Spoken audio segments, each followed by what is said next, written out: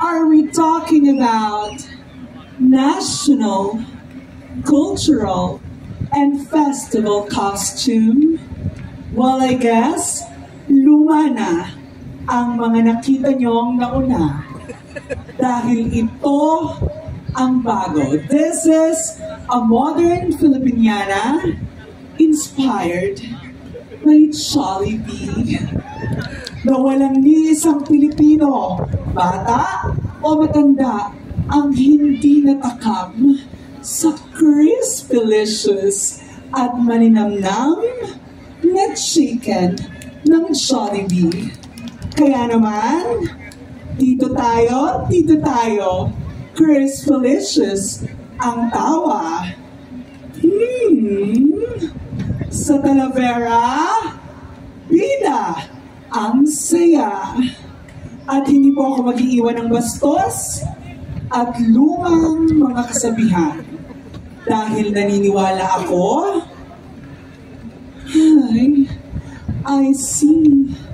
I saw, Ryan knows that I am the queen tonight. Because Ryan cares. Thank you.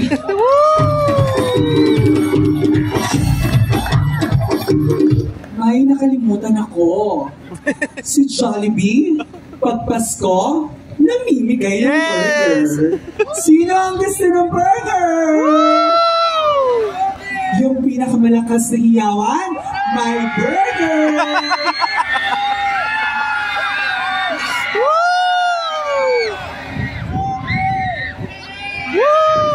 Ayun na. GV lang. Kailangan laging happy. Bigyan ng judges ng burger!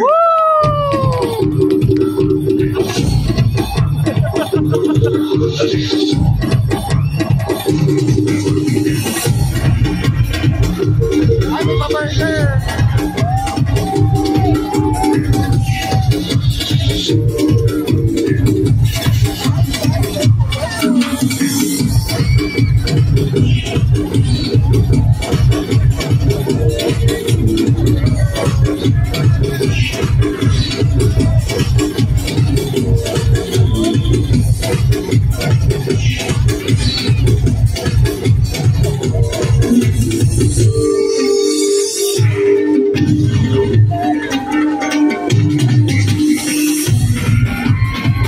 Once again.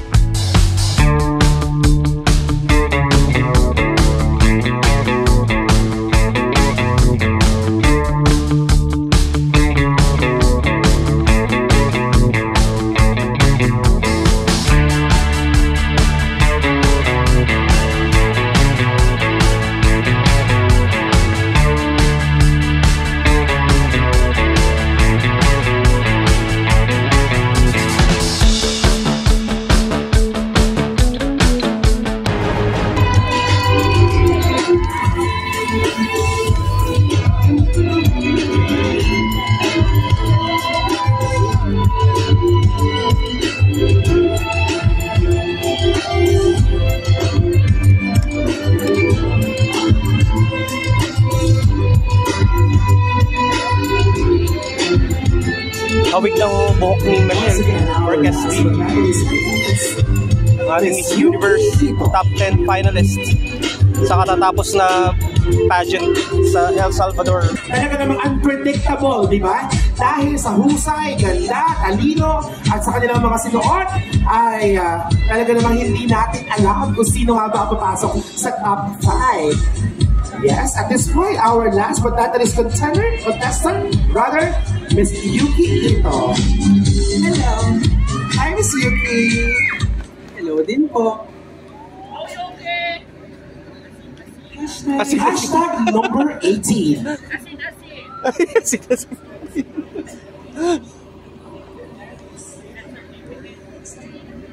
Death in All right. I think we must always focus on the health of every single individual living in our world, not just in our country. Bakit nga ba tumataas ang mga kamatayan? Because of what? Substance abuse and mental health awareness. We are lacking to that. And birth decrease, kasi ayaw pa nilang ipasa ang sex education. People and the kids must learn how to protect themselves. Do not rush things. Wait for the perfect time. Thank you. Thank you so much, candidate number 15. Arizona Fragrance. Tatlo uli yung nanalo. It's contestant numbers 4, 14, and 15.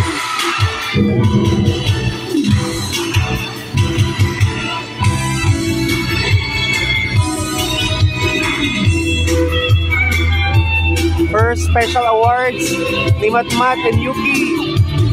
And also, it's Domingo. Renz Domingo, if I'm not mistaken.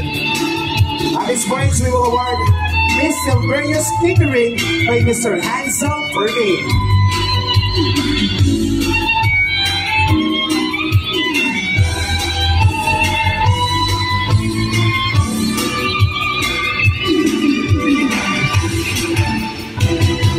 Thank you so much. Photogenic.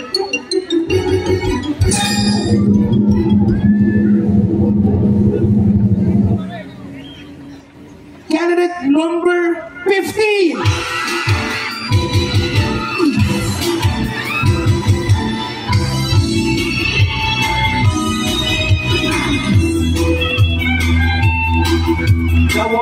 Awarded by SB Chairwoman Jasmine and Mr. Don Jal Santos. Next for our Miss Body Beautiful, Councilor Norman De La Cruz and Miss Rachel Espiritu.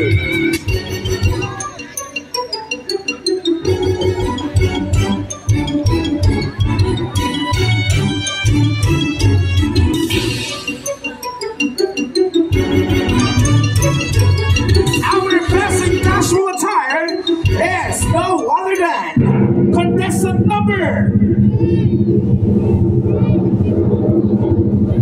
15.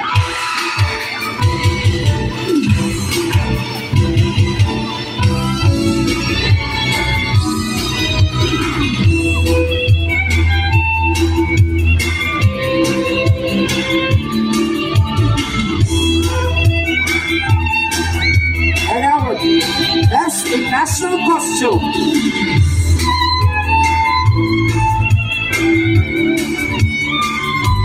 will be awarded by our Mother Joe Santa Maria. Ang ating mga na konsihal ng Palayan City is candidate number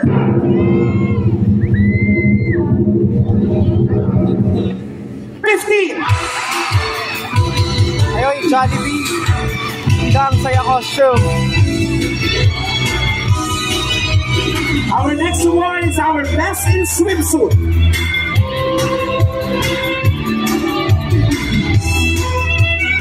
To be awarded by Mr. Vincent Fernando.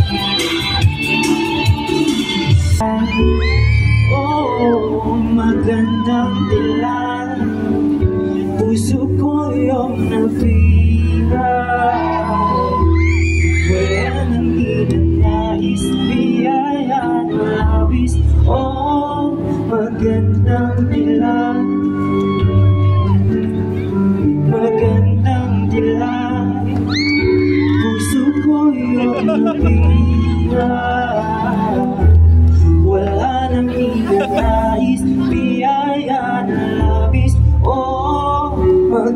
ng tila. Ladies and gentlemen, our top 5.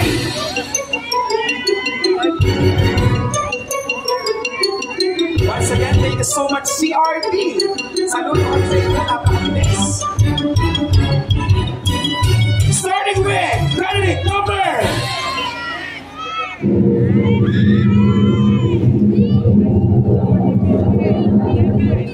Candidate number 15.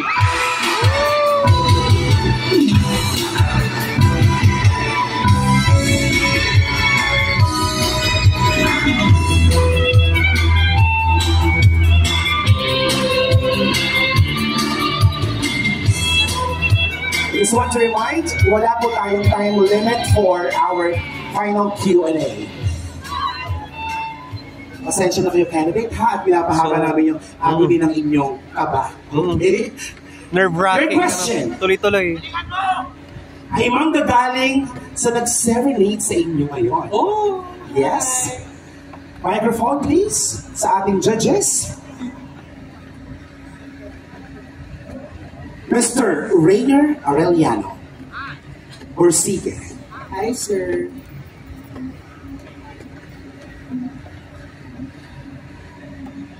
Hello, good evening, Miss Yuki. Good evening din po, Sir Rainer. Ayan. First of all, I want to congratulate you for making it to the top 5. Ayan. Thank you so much. I owe it to the judges. Maraming salamat po. You deserve it. Okay, my question is, how does greed for power affect our world? Ulitin ko. How does greed for power affect our world? Let me go straight to the point. Greed and too much power can ruin everything. It can ruin humanity. Kaya nitong wasakin ang sangkalibutan. Dahil always remember, when you are greedy, you tend to do bad things to other people just to get what you want.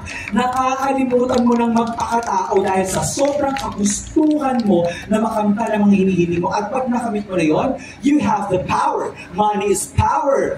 Diba? Pag meron ka ng kapangyarihan, wala ka ng takot na manapak ng iba. Ang tanging gusto mo na lamang ay lalo pang lumakas ng lumakas ang kapangyarihan mo. Always remember this. Great power comes with great responsibility.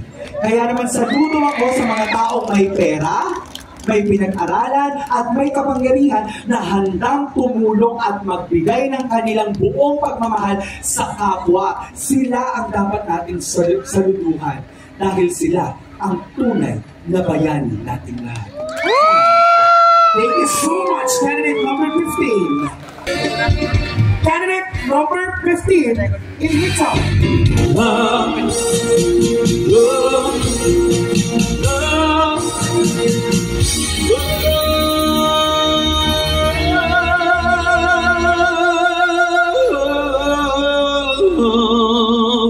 You're gonna love.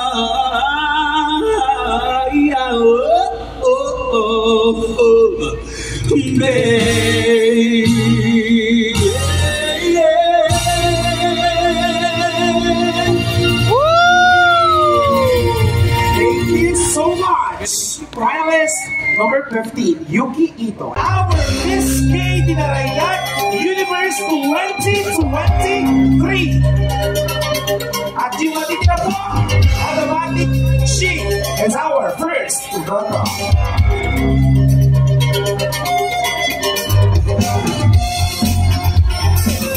Ladies and gentlemen, Barangay Dinarayan, our 2023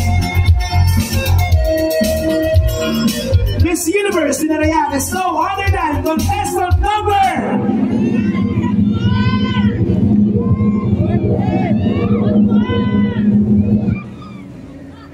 14! And our first runner-up is contestant number 15.